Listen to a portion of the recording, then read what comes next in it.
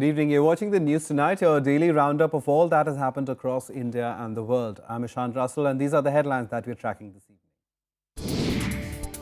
Gunmen hold over 150 people hostage in a hotel in Mali's capital, Bamako. At least 3 hostages killed, all Indians in the hotel evacuated safely. Nitish Kumar takes oath as Chief Minister of Bihar for a 5th time. Alu's son Tejaswi is the Deputy Chief Minister. 27 other ministers also sworn in. The Supreme Court issues notices to the centre and the Madhya Pradesh governor over plea seeking the latter's removal on grounds of involvement in the Vyapam scam. And EU interior ministers meet in Brussels to discuss the security situation after the Paris attack. Draft proposal includes tightening checks on international borders.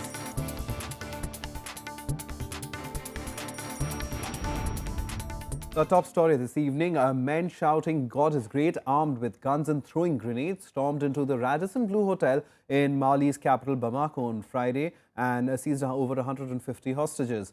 Now the US have told their citizens in Bamako to take shelter wherever they are.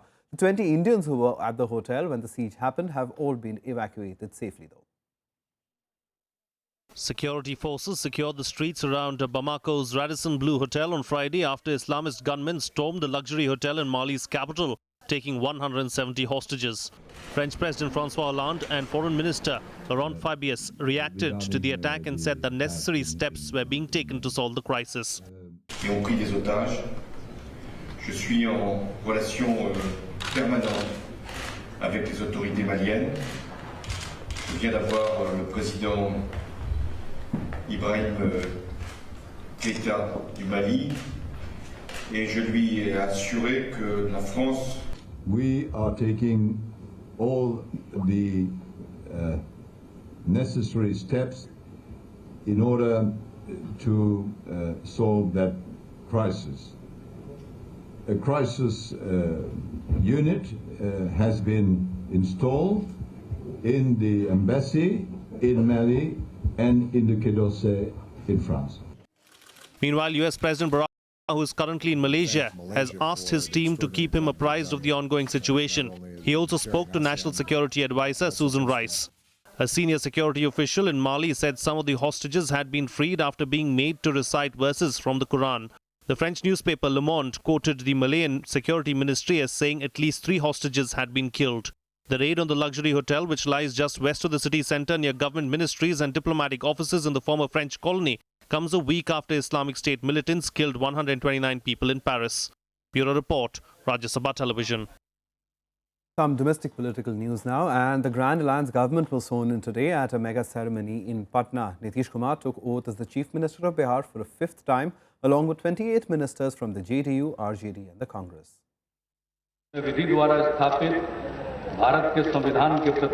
Nitish Kumar being sworn in as the Chief Minister of Bihar for a 3rd term. No stranger to taking the oath. This is Nitish's 5th time doing the drill. Along with him, 28 ministers, including 12 each from the JDU and the RJD and 4 from the Congress, also took oath of office. RJD Chief Lalu Prasad's 2 sons, Tejaswi and Tej Pratap, were also sworn in as ministers. First time MLA Tejaswi Yadav is the new Deputy Chief Minister of Bihar. The Chief Minister has retained Home, Information and Publicity and General Administration departments, while his deputy has the road construction and buildings construction portfolio. Tej Pratap has been given health. The finance portfolio has been given to senior RJD leader Abdul Bari Siddiqui. The grand ceremony at Patna's historic Gandhi Maidan saw a galaxy of leaders in attendance. Congress Vice President Rahul Gandhi was also there, so were former Prime Minister H.D. Devagowda, West Bengal Chief Minister Mamata Banerjee, Delhi Chief Minister Arvind Kejriwal and several other Congress Chief Ministers. ये जो हमारी सरकार बनी है, बिहार के हर नागरिक की बनी है, हर धर्म की, हर जात की सरकार बनी है, सब बिहारी लोगों की सरकार बनी है और ये सरकार सबको लेकर, एक साथ लेकर, मिलकर आगे बढ़ेगी. Union Minister M. Venkaiah Naidu represented the Modi government, while the left parties were represented by Sitaram Yechuri and D. Raja. नया सरकार को आज का शपथ ग्रहण के अवसर पर केंद्र सरकार के ओर से शुभकामना देने के लिए मैं आया हूं और केंद्र सरकार प्रदेश सरकार के साथ मिलकर देश को आगे बढ़ाना चाहते। हमारा प्रधानमंत्री का इच्छा है शुरू से ही कोऑपरेटिव फेडरलिज्म में कॉम्पिटिटिव कोऑपरेटिव फेडरलिज्म होना चाहिए। सभी स्टेट्स ठीक तरफ से विकास का रास्ते पे आगे बढ़े तो देश आगे बढ़ेगा। इसलिए एक टीम इंडिया के रूप में काम करना चाहिए। जो भी मदद संभव है केंद्र से वो सभी मदद बिहार का जनता के लिए, बिहार का विकास के लिए, बिहार का उत्थान के लिए केंद्र सरकार बिहार को देंगे। जो उन्होंने वादे किए उसको लागू करने का शपथ है ये, और हम उनको सब हमारी बधाई और खुशियां मनाने के लिए साथ में आए। नीतीश जी को भी बधाई, मंत्रिमंडल में जो सदस्य होंगे सबको बधाई और यहाँ की जनता बहुत बड़ी बधाई। The RJD won 80 seats in the Bihar elections, followed by JDU at 71 and Congress at 27, bringing the Grand Alliance's total to 178 in the 243-member assembly. As per the constitutional provision, Nitish Kumar can have a maximum of 36 members, including himself in the ministry. Bureau Report, Rajya Sabha TV. Now, the Supreme Court has sought responses from the centre and Madhya Pradesh Governor Ram Naresh Yadav on a plea seeking the latter's removal. The MP Governor is embroiled in the multi-crore Vyapam scam currently being probed by the CBI. The plea against him seeks his removal from the constitutional post. It also seeks a direction from the Apex Court to the Home Ministry for formulation of guidelines on removal of governors if they are found to be involved in corrupt practices while in office. The Vyapam, or the Madhya Pradesh Professional Examination Board scam, involved several high-profile professionals, politicians and bureaucrats as accused. A number of the accused and witnesses in the case have died in mysterious circumstances ever since the scam surfaced. Essentially, we had filed two petitions in the month of July. One was an SLP by which we had challenged an FIR registered by the STF in the Vyapam matter against the governor, which had been quashed by the High Court. So we challenged the quashing order through an SLP. We also filed a writ petition in which we said that we request the President of India to withdraw his pleasure of the appointment of the governor, and also that there should be guidelines on what sort of people should be governors and what sort of rectitude and behavior should be, conduct should be expected from governors. Now, the 7th Pay Commission report has sought uniform guidelines for contractual workers in government jobs. The report says this will check the exploitation of such workers. It also recommended that a database be prepared that will enable the government to tap high-level retirees with deep domain knowledge for contractual appointments. The report also favours outsourcing of administrative jobs in the government. As per the Pay Commission report, the annual expenditure on contractual manpower in 2012-13 was about 300 crore rupees. This is likely to increase in the coming years. And that's why the report says streamlining the existing regime governing outsourcing of contracted manpower is required at the earliest. Now, the proposed hike under the 7th Pay Commission for central government employees will hurt the country's finances. This, according to Fitch Ratings, that has said that the proposed 23.6% hike will also underscore India's weakness in its sovereign credit profile. The pay hike proposed on Thursday would at least add 1.02 lakh crore rupees to the government spending in 2016. Fitch says it will also challenge the government's goal of achieving a fiscal deficit of 3.5% in the year ending March 2017. To stop that from happening, India must cut spending or raise revenues. Now, Fitch rates India at a BBB- with a stable outlook. The credit agency said that the Indian government's debt burden of nearly 65% of GDP is the highest among countries with a similar rating. Now to the political slugfest over Rahul Gandhi and his dare to the Prime Minister to investigate or jail him has evoked sharp reactions from the BJP. Party leaders have demanded Rahul to come clean on the matter, substantiated with documents, else face Parliament in a few days. A war of words has ensued between the Congress and the BJP over the citizenship row involving Rahul Gandhi. A day after the Congress Vice President dared the Prime Minister to initiate a probe against him, the BJP struck back with all its might. BJP leaders have now challenged Rahul Gandhi to produce documents in his defense instead of making rhetorical statements. This is not a BJP versus Congress debate. This is a document versus document debate. India is a democratic country. Every citizen of this country has right to produce document and ask questions from its senior leaders. A question has been asked to Rahul Gandhi. If Mr. Rahul Gandhi has the pertinent documents which has legal repercussions, he should submit those documents rather than going into rhetorics, rather than showing his anger. He should be calm, patient, and he should submit the truthful document if he has any. If he doesn't have the documents, then he should simply answer the question. BJP leader Subramaniam Swamy has also warned Rahul Gandhi to either cooperate or face prosecution charges. He has himself admitted of being a British citizen. So he must now bring out all the files of that company and put it here, because he did not disclose it in his income tax returns here. He did not disclose it in his affidavit that he filed as a candidate in 2004 and 2009. He did not tell the Reserve Bank that he has earned so much foreign exchange. None of this he has said. So it is for him to disclose. Yes, we will definitely, if he doesn't cooperate, we will definitely, I'm sure that the government of India will prosecute him. Swamy has also written to the Prime Minister, urging him to verify the nationality of the Congress Vice President. He also sought a CBI probe against Rahul on grounds that there's a huge possibility of him receiving kickbacks in a defense contract. Bureau Report, Rajya Sabha TV.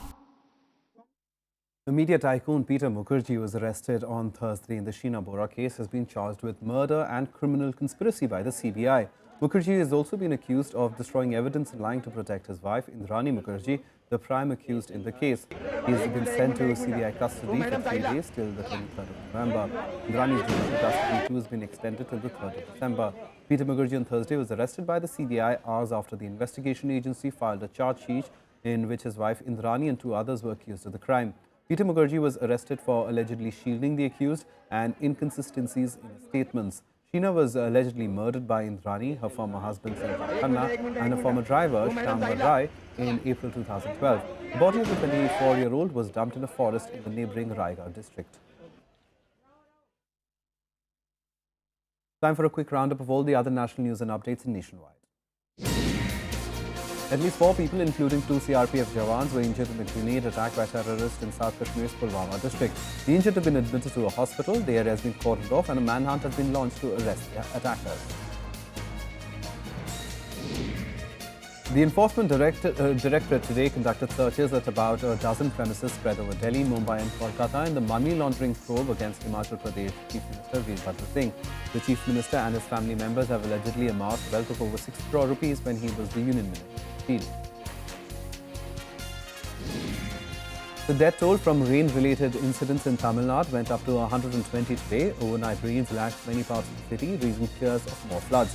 However, a bright morning brought relief to the residents of the rain-drenched city. Meanwhile, the regional weather office forecasts rain in coastal and interior districts for the next 24 hours. Time for us to take a very quick break. On the other side, the US says it has no role to play in the Kashmir issue. More on that on the other side.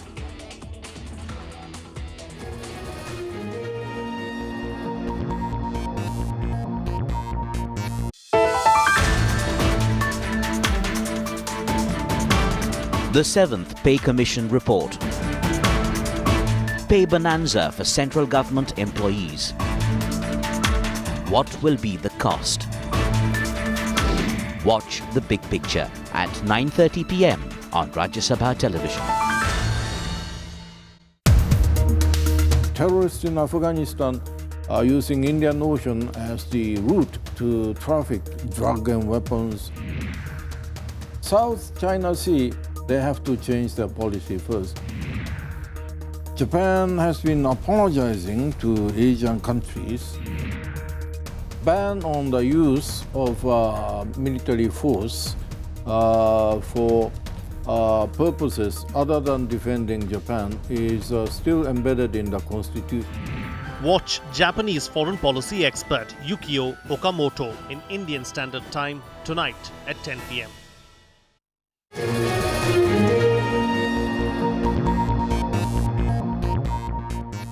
Welcome back. You're watching the news tonight. Now, India is all set to make a mark at the ASEAN summit beginning tomorrow. Prime Minister Narendra Modi will leave for Malaysia, the venue of the summit, and outline the political and strategic importance of the ASEAN countries. The 27th ASEAN summit will begin on the 21st of November and will go on till the 23rd in Kuala Lumpur. Here's a preview. Prime Minister Narendra Modi will meet the ASEAN leaders and present a roadmap on how to make India's Act East policy stronger. Modi will be in Malaysia on 21st of November, where he will announce the Joint Action Plan for 2016 to 2020, which includes international politics, security and economic, social and cultural cooperation in the field of defense. As far as ASEAN is concerned, we already have a strategic partnership. After the Act East policy was enunciated last year, the involvement of India in the priority areas of cooperation has increased.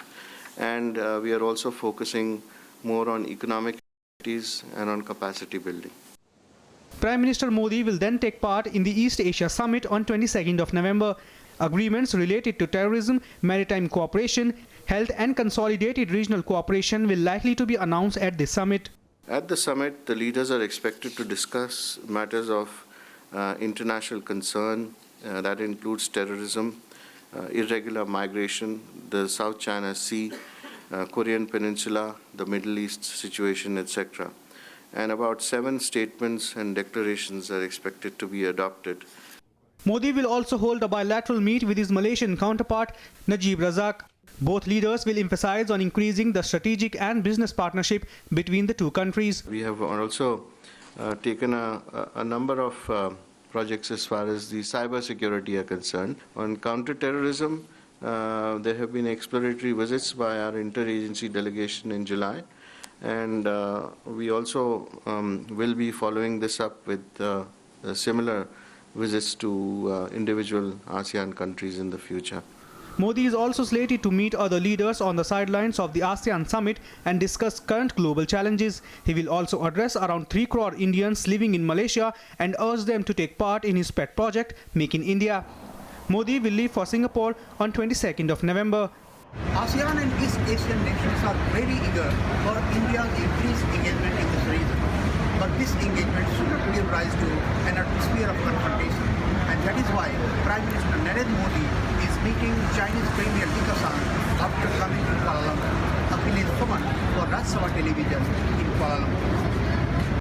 The French Foreign Minister Laurent Fabius arrived in New Delhi today for a day-long visit. Fabius met Prime Minister Narendra Modi and discussed bilateral issues, including expansion of counter-militancy measures. His visit comes days after the ghastly attack by the Islamic State in Paris that killed 130 people and injured hundreds. Fabius also met his counterpart, Sushma Swaraj, and talked about the situation to explore measures to expand counter-terror cooperation. Fabius also discussed the launch of an international solar alliance proposed by India, apart from holding deliberations on the preparations ahead of the Paris Climate Summit. Now, India and China have vowed to deepen cooperation to combat terror and fight transnational crime. Home Minister Rajnath Singh held talks with a top Communist Party official, Men Jiangzhou, in Beijing on Friday. The two countries will also coordinate to improve border entry and exit administration to facilitate people's travel and promote stability in the region. Singh is the first Indian Home Minister to visit China in a decade. His visit comes in the backdrop of a steady improvement of ties between the two sides, while streamlining mechanisms to address the border dispute. Singh will also travel to Shanghai on Saturday, where he'll hold more meetings and also address the Indian Association of Shanghai. Now, the United States has said that it does not have any role to play in the long-standing Kashmir issue between India and Pakistan.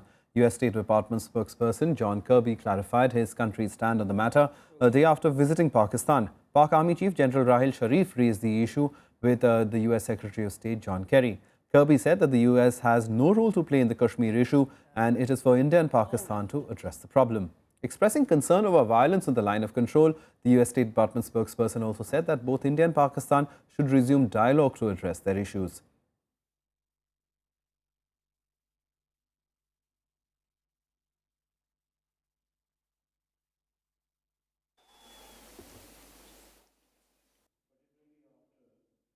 Meanwhile, former Jammu and Kashmir Chief Minister Omar Abdullah on Friday said that the absence of a third party does not absolve India of its responsibility to find a solution to the Kashmir issue. Abdullah also hit out at Pakistan, saying the country was hoping for the US to change its stand by asking it to often intervene in the matter. The interior ministers of the European Union are meeting in Brussels in the wake of the Paris attacks. The meeting has been called by France, and the ministers are set to discuss tightening checks on the external borders of the passport-free Schengen area in a bid to boost security.